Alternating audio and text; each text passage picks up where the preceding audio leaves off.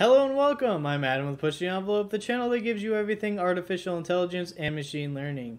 This is part 2 of the Predicting the Stock Market with Tweets series.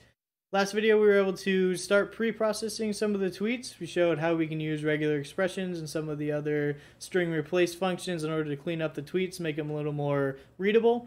Now we're going to be looking at how do we take those processed tweets and start to extract their sentiment, whether they're positive, neutral, negative, and how do we start putting all of that together in order to make a bot that can trade on the stock market. So without further ado, let's jump to the Jupyter Notebook and we begin looking at how do we make these models. Okay, over in Jupyter, you can see the very first thing I have here is the link to my GitHub page. This is where I have put some of the workbooks that I use for this tutorial, along with something super important for this, which is this preprocess.py file. So within there, you can either go ahead and download it, or you can just go here and copy all of this into it. But essentially, this is all of the functions to replace some of the punctuation and misspellings and emojis and all sorts of stuff within the tweets in order to get it closer to written language. Go ahead, download that or make your own file, but put it in the folder and call it preprocess.py. Once you do that, we can go ahead and get started. So I'm going to import pandas as PD. I'm going to import numpy as np, and I'm going to import that file called preprocess. You can go ahead and run that. And next, we're just going to read in the data. So if you weren't here for the very first video, we have this folder called train that has our data set in it.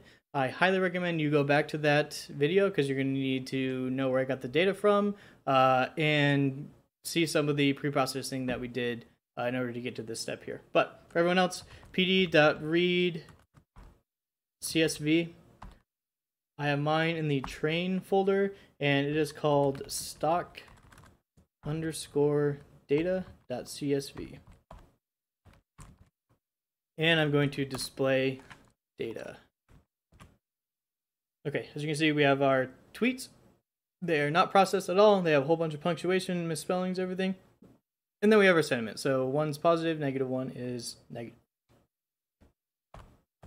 Okay, so now we can pre-process the data. So I'm going to say data equals pre-process dot capital P preprocess underscore tweets and pass in data. The reason I'm doing it this way is because in our process or preprocess.py, we have a function called preprocess tweets. It is looking for a data frame and it's going to take the data at text and convert it to data text underscore cleaned. If I go back here, now once I've printed it out, you can see we have the original text, we have the sentiment, and then we have our newly cleaned text that we can use. Okay. We've done all of that now. Let us start looking at our very first sentiment model. So I'm going to scroll down a little bit. We're going to be using NLTK. If you're using Conda, I believe it's already installed for everyone. If not, you should be able to use Conda Force to install it. Or if you're not using Conda, you can actually just pip install this. There's plenty of tutorials out there. But we're going to be using import NLTK. Once you have this, you need to download the Vader lexicon. So nltk.download. This is going to be Vader underscore lexicon. If you're running this for the very first time, this may take a couple of minutes in order to download it all. If you've already run this before, it's just going to give you a warning that says, hey, you've already downloaded this. Last thing I need to import is from nltk.sentiment.vader. So this is going to be the Vader sentiment analysis. We're going to be importing sentiment intensity analyzer. Hopefully I spelled that right. This is the warning you're going to get if you already have this lexicon downloaded. I'm just going to comment this out because I don't want to see it every time I run this cell. You only need to download it once. But once you have all that in, we can just define a new model. So I'm going to call this model, which is equal to this thing right here, the sentiment intensity analyzer. I'm going to copy it down so I don't have to type it again. followed by a open and close parenthesis. All right, a model is defined. Now we just need to feed it some tweets and have it give us the sentiment. So to do that, we can say data at, I'm going to call this Vader scores. This is the column that we're about to create. We're going to be passing in the clean text, so text underscore cleaned. If I can spell it correctly. So text underscore cleaned, we're going to be applying a function to it. And that's going to be a lambda function. We're going to call it score. And we're going to say the model dot polarity underscore scores. This is how you do sentiment analysis with the model. Polarity scores is going to give you a score for the negative, neutral, and positive values. You're going to pass it in score. And I'm going to leave it at that just to show you what it does. So display data. Okay, after it runs, you can see we have our clean text, and then Vader has output this dictionary where you have the negative score, the neutral score, the positive score, and then something called the compound score. Now the compound score is just going to take all three of these scores and come up with a single value.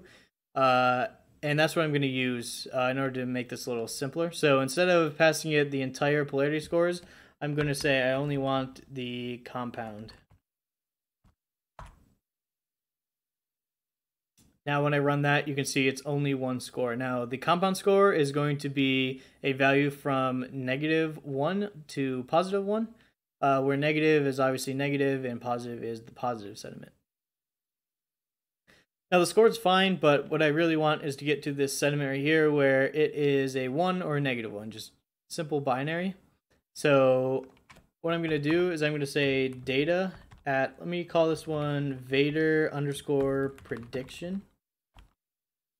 And this is going to be equal to the data at Vader scores, so what we just created.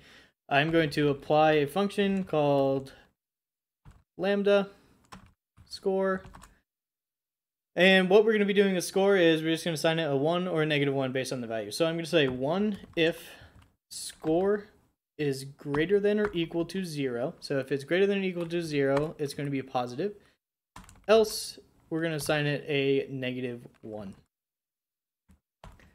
Run that, and I can show you what it does again. And you can see these are now converted to 1s and -1s like our sentiment is over here. Last thing I need to do is to just show what our accuracy of the model is. So I'm going to say print. I'm going to call it Vader accuracy. And now we're going to be looking at how many points are there where the sentiment is equal to the Vader prediction. So the length of data where data at sentiment is equal to data at Vader underscore prediction. So he's going to find every instance where the sentiment is equal to the prediction. We're going to get the length of this. That's how many points we got correct. And then we're going to divide it by the length of data. So the total number of points. That entire thing should give us the accuracy of the model. And it does. So our model is 66.48% accurate. If you want to make this a little nicer, we can do some rounding here. We can multiply this whole thing by 100, round it by 2. And you can see, okay, there we go. Now it's in a little easier to read. 66.48% accurate. So fairly good. It's better than a coin throw. So we're doing something right here. But I mean, in order to actually predict sentiment over a lot of tweets, it's probably not the best model that we're going to be able to make. Now, the thing with Vader is it's all just logic that someone sat down and typed a whole bunch of rules out. So I'm not using any machine learning here to do this. And maybe we can get some better results if we start using some machine learning methods. So let's start looking at our first machine learning method to do that. And we're going to keep using the NLTK package. So you can say NLTK. we're going to have to do another download here. So this is going to be downloading stop words. Stop words is all one word in this case. And we're going to say from nltk.corpus, we're going to be importing stop words. Okay, what are stop words? Well, I'll show you what they are. I am going to print stop words dot words, and I'm going to pass in English for our language. Okay. As you can see, again, if you're downloading here, it might take a couple minutes. After you've downloaded it once, you don't need to do it again. I'm going to comment this out so I don't see this little warning every single time. But here's what a stop word is. A stop word is all of these just random words that don't really add value to whatever the thing is that you're trying to look at. So in this case, the tweet. Now, this is just general stop words. There may be some words in here that actually would help us classify the tweets. For instance, let me see if I can find any in here. There's up is in here, above, below. A lot of these may help us determine whether a stock is moving up or down. So we probably need to go through these stop words and pick out the ones that we actually would want to use. To do that, I'm going to create my own value called stop words. And this is going to be equal to, I'm going to do a list. So I'm going to say, the other thing that we have a problem here with is these are using a apostrophe for some of these concatenations. When we pre-processed our data, we removed our apostrophes. So we're just going to have to remove it from here as well. So I'm going to say s.replace. We're going to replace that apostrophe. You have to do double quotes here in order to put that apostrophe symbol in. We're going to replace that with nothing. So this is just going to go through each one of them and replace the apostrophe. So for S in stop words, dot words, for English. Okay, so this whole list is just going one by one, replacing the apostrophe with nothing. Now, some of these words I do want to skip though. So I'm going to say if S not in, and here's where we can define our list of words that are in this list, but we don't want them to be ignored. Not is a good one. Up, down, above, below, under, and over. Those are just ones that I was able to look within the list and see that maybe we want to keep those because they may give us a hint of which way the stock is moving. And this list wasn't necessarily built for stock tweets. So, all right, so that's going to give us the list. I'm going to do a set over this entire thing just in case we have some repeat words. And now what I want to do is just print out what our new list is. So stop words. Okay, here's our new list. You can see we replaced all of our apostrophes, and we got rid of some of those words that maybe we want to keep within our sentences. Now what we need to do is we need to go over our entire, all of our tweets throughout our tweets and look for these words. And what we're going to do is just anytime one of these words is in the tweet, we're going to replace it with nothing. We're just going to remove it from the sentence because they're not going to add any value. In order to do that, we can say data at text. I'm going to call this one processed is going to be equal to data at text cleaned. And again, we're going to do a dot apply, a lambda function. In this case, we're just going to call it S. And we're going to be going through the list one by one. So we're going to do a join, but we're going to be joining an empty space. So do an empty space dot join. This is going to put, this is going to make it a list, and then every value within the list, we're going to put a space. So for every word, we're going to put a space in between it. And join is going to be looking for a list. So we're going to say word for word in s.split. S.split is going to split the sentence at every single space, and is going to make an array of all of the different words. And so we're going to go one by one through the array of words, trying to figure out if word is in stop words.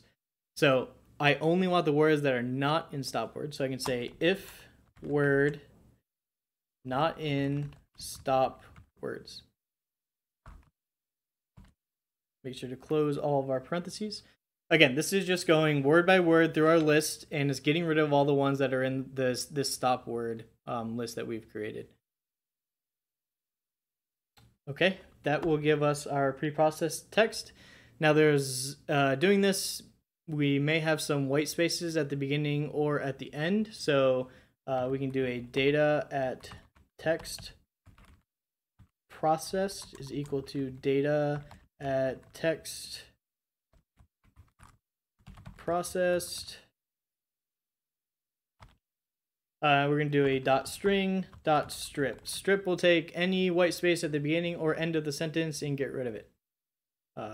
You could also pass something else in here for strip, and maybe if you have an exclamation mark, you throw it in here and it'll get rid of it as well. But we don't have to worry about that because they're already taken care of. Lastly, I'm just going to display data.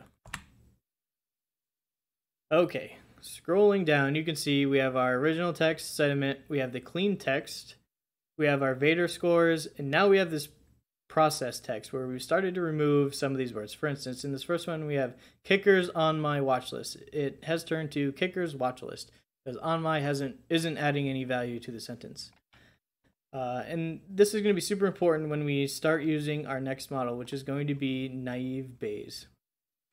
So I'm going to scroll down, and we're going to start looking at how do we do the naive Bayes predictions. So we're going to be importing a lot from sklearn. So from sklearn dot feature underscore extraction dot text import capital T FID vectorizer. I spelled vector wrong. Okay, so this is going to help us encode our words so that we can actually pass it to the model. Also, we're going to be passing in from sklearn.model underscore selection. We're going to be importing stratified k-fold. This is how we're going to be assessing the accuracy of the model, and we're also going to be using cross-validation. So cross-val score. Next, from sklearn dot naive Bayes underscore Bayes import multinomial NB. Naive Bayes is what we're going to be using as our model. And last thing, I'm just going to import matplotlib.pyplot as PLT. This is just going to help us visualize some of the data. Okay. It's possible I spelled some things wrong here, so let me see what I did. So TFID vectorizer. Let me just copy what I have over here. Oh, I forgot the other F. So it's TFIDF. There should be an F in between there, right before vectorizer. I have another problem. Multinomial. Okay. Hopefully you weren't copying too closely what I was doing, but these are all everything that you need to import. So if you are having errors, just pause the video quickly and copy all these down. And I will move on. First thing we need to do is we need to split our data into training and testing sets. The difference between what we did the last time and this time is the last time we had a pre-trained model. This time we're going to be training our own. So now is when we need to split into training and test sets to make sure that our model is actually learning. So I'm going to be defining test percent to be 0.8. So I want 80% of my data to be training points. I'm going to set the random seed for NumPy just to 1 so that you can repeat this. You don't have to do this step. You might get different values. And I'm going to say index equals np.random.permutation for the length of data. And this is just going to randomize the indices so that we can randomize our data. Okay, now is when we can split into training and test sets. So x train is equal to data at text processed. This is what we just created in the last step. We're going to say dot values. This is going to give us a NumPy array of all of that. And now is when we're going to pass in that index. So index, if I pass this in right now, it's just going to randomly shuffle but give me all the data. I'm going to index the index, which will cut off my data at the 80% point. So I'm going to say colon int whatever that train percent is, so train PCT, times the length of data. So this is going to look for 80% of the data. This should be train percent times the length of the data. This is going to take the length of the data times 0.8, and it's going to take everything up until that point. That will give us our training set. Now I'm going to do the same thing. So I'm going to copy this.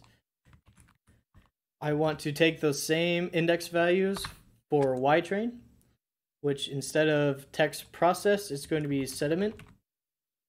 But it's going to be the same thing. It's going to take the first 80% of the data and save it as the training set. Now, if I copy both of these right here down, I'm going to change this to test. But it's going to be the same thing. The only thing that's going to change is where this colon is. So now I'm saying after 80% of the data, give me all of the rest of it as the test set. Okay, one last thing. Naive Bayes is going to output the values as 0s and 1s, and right now we have -1s and 1s. So we need to change Y train. So I'm going to say Y train where Y train equals 1. We're going to change, or sorry, equals -1. We're going to change -1 to be 0. I'm going to copy this. I'm going to do the same thing for the Y test. So the test data where the test data equals -1, changing it to a 0. And that will give us our data. So I'm just going to quickly do a check. Xtrain.shape, Ytrain.shape, and Xtest.shape, Ytest.shape. Okay. All right, as you can see, here's all of our points. Our training set is bigger than our test set, so that's all we really needed to see here. And we can move on. Okay, test set has been completed. Now we start encoding our data. So I need to initialize the vectorizer. So I'm going to say tf_idf going to be equal to the package that we imported. So the tf_idf vectorizer right here. Go ahead, copy that, bring it down here. So we're going to say is equal to the vectorizer, and now we're just going to pass it in some values here. So we're going to say ngram range is going to be equal to, we're just going to say 1 to 3. We're going to say it's a binary classification. And we're going to smooth it. So we're going to say smooth IDF is equal to false. So sorry, we're not going to smooth it. We're going to set it equal to false. So you can smooth it by saying it's true if you want to. Now what we're going to do is, now we need to transform all of our data. So I'm going to say xtrain IDF, or I guess TF IDF, whatever. We're going to pass it into the vectorizer we just created. So TF IDF, pass it in, dot fit transform. Now we pass it in our training data. I'm going to copy this and change it to test. So now we have our test data. All this is doing is vectorizing our inputs and getting ready to be put into the naive Bayes classifier. Okay, that will transform the data. Now as we're training our model, we're going to want to figure out what our accuracy is. I'm just going to define a function really quick called calc area under the curve, AUC, cross validation, and it's going to be looking for our model.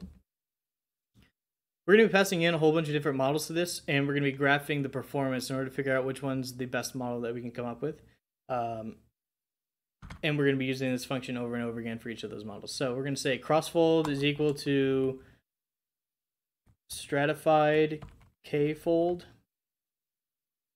5-fold, so pass in 5. Shuffle equals true. And I'm going to set the random state equal to 1, just to make this, again, repeatable. Stratified k-fold is what we imported from sklearn way back up here in the second line. Okay, now that we have our k-fold, we can calculate the area under the curve. AUC is equal to cross val score. This is going to look for a model, so pass in our model. It's going to look for our training data, x train TF-IDF. We are also going to be looking for the labels for that. That's going to be y-train. So it's going to be comparing, or it's going to be passing the inputs to the model, comparing to the y-train values. And now we're going to be scoring on our rock curve area under the curve. So rock underscore AUC. And lastly, cross-validation is going to be equal to that KF value, the k-fold value we created before. So this is just a way of calculating the area under the curve for our training data. Higher area under the curve is a better fit. Now what I want to do is return AUC.mean. This is just going to give us the average of the area under the curve for all of this. Okay. Now, like I said, we're going to be defining a whole bunch of models, and all these models are going to be different because they're going to be using different alpha values in order to train the model. So let's create a whole bunch of different alpha values. In this case, we're going to go a whole bunch of alpha values between 1 and 10. So alpha is equals np.arrange 1 to 10 every 0.1. Let me print alphas just to show you what this looks like. Okay, you can see increments by 0.1 all the way up to 9.9, which is 1 less than 10 here. If you want a 10, you can go 10.1 in order to make it even numbers. Doesn't bother me. Now we're going to define a whole bunch of models. So models is going to be equal to a list of multinomial NB. Again, this is our model that we imported way up here. It's our third line, multinomial NB. So a bunch of naive Bayes models, and we're going to be passing in alpha equals I for I in alphas. So it's going to go one by one through our list of alphas that we created above this one. And it's going to be passing those and initializing new models. And now we're going to go model by model in order to get our accuracies. So I'm going to create a value to store all of our accuracies, but I'm going to say for model in models. So again, one by one through those list of models, we're going to pass that into this function that we just created. So accs.append calc area under the curve cross validation, passing it in the model. And this is just going to add our accuracy to our list for each of our models. I'm going to just quickly convert our list to a NumPy array. And this will give us all of our accuracies. What I can do is I can say plt.figure I'm just going to say fig size is equal to 15 by 7 for now. plt.plot. I'm going to plot the alpha values versus the accuracies. All right. I did not capitalize CV in this. Make sure you get the function name right.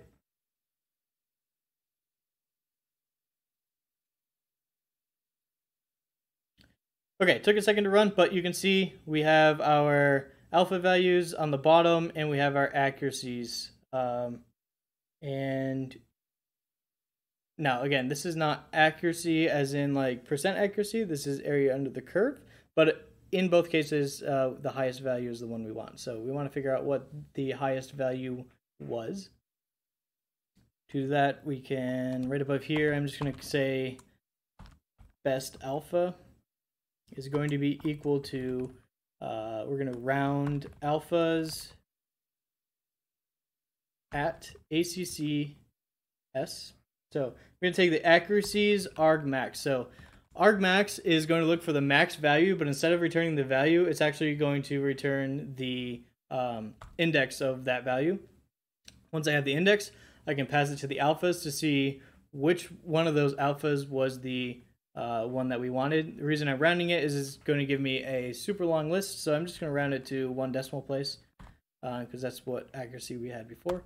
Now if I print best alphas, alpha, it'll give me that. Before I do this though, let me figure out what that best score actually was. So I'm going to say not only print best alpha, but I want to also print the accuracies dot max. And like I did before, I'm going to round this one as well because it's going to give me a lot of decimals. I'm just going to round this one to 4 decimal places maybe.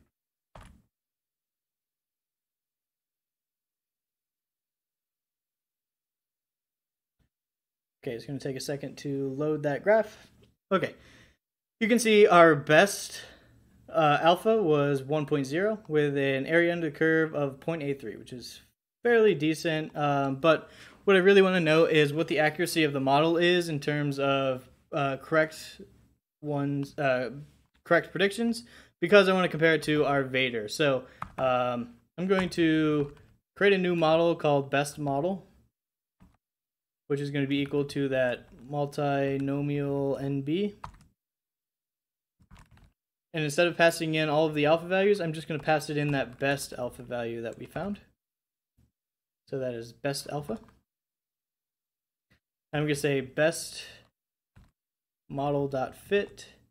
We're going to be passing in x train, tf, idf, y train. Okay, this is going to train the model with the best alpha that we were able to do. Now we can say probs is equal to the best model dot predict proba x test tf idf. Okay, so passing in our test data to the model in order to predict this. And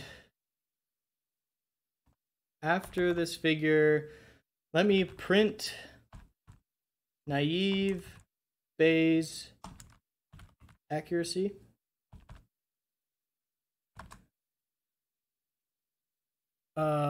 Actually, one thing I can do is instead of predict proba, let me just do a regular predict. And let me say print probs just to see. Okay, somewhere in here I did not put a comma, so when I'm fitting the model, make sure you have a comma in between those two. I'm just going to make sure that they're giving me values of 0 and 1 before I move on.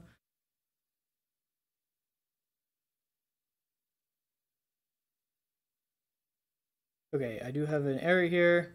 X train. Okay, I have an extra M here for some reason.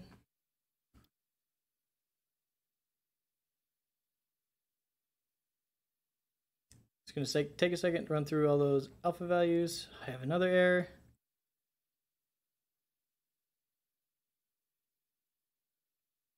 Let me Let me see what I did wrong.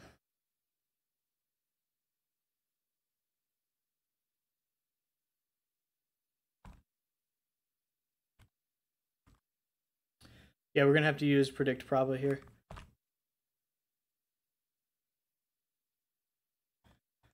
I was hoping predict would let me get 0 to 1s, but predict proba is fine. It's just going to be give me the probability of each of the different classes. I'm still having a problem.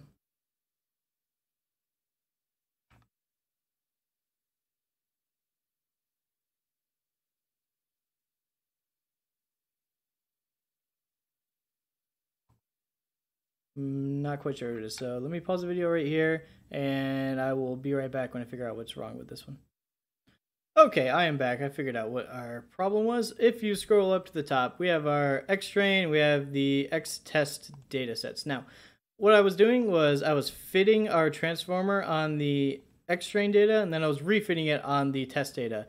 Instead of fitting it again, we should be applying this transformer to the test data. So get rid of the fit transform and just do a transform on the X-test, and that should fix our problems. Let me print just to make sure that we're actually having it work. After this runs, next thing we're going to do is print our accuracy. Okay, so it does, we can see, here's our probability. So it's giving us the probability of a negative and probability of a positive. You can see every single one of these was actually positive, so I can't see a negative one in here, but there are different ranges of negative and positives. Okay, so I'm going to get rid of printing probs. Now that we can see what it is, what we want to do is, I want to say the length where I'm going to use MP, so numpy.where, because I'm going to pass it in a couple arguments. Okay, so I'm going to say, I'm going to know where the y test is equal to probs.argmax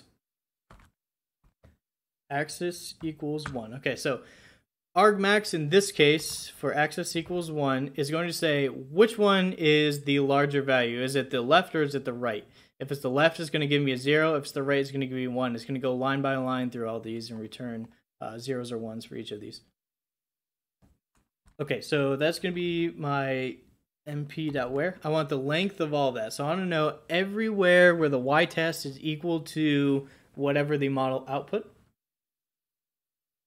And I want to divide that by the length of all the probabilities.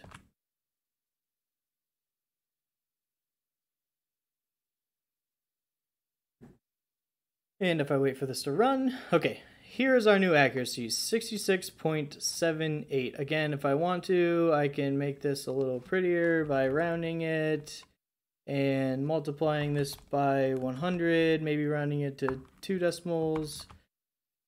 And anyways, so 66.78, that is, we go back up to where we use Vader, 66.48. So this is actually doing a little better than Vader.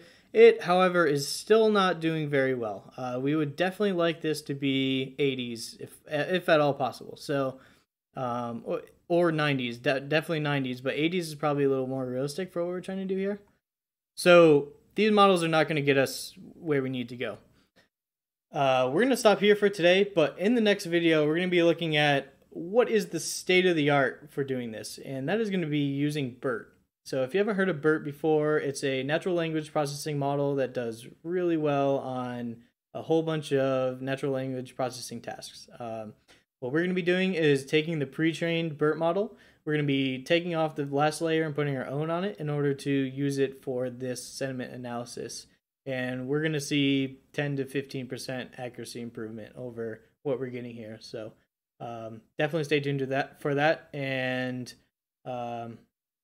that's it for now. Thanks for joining, and I'll see you in the next video.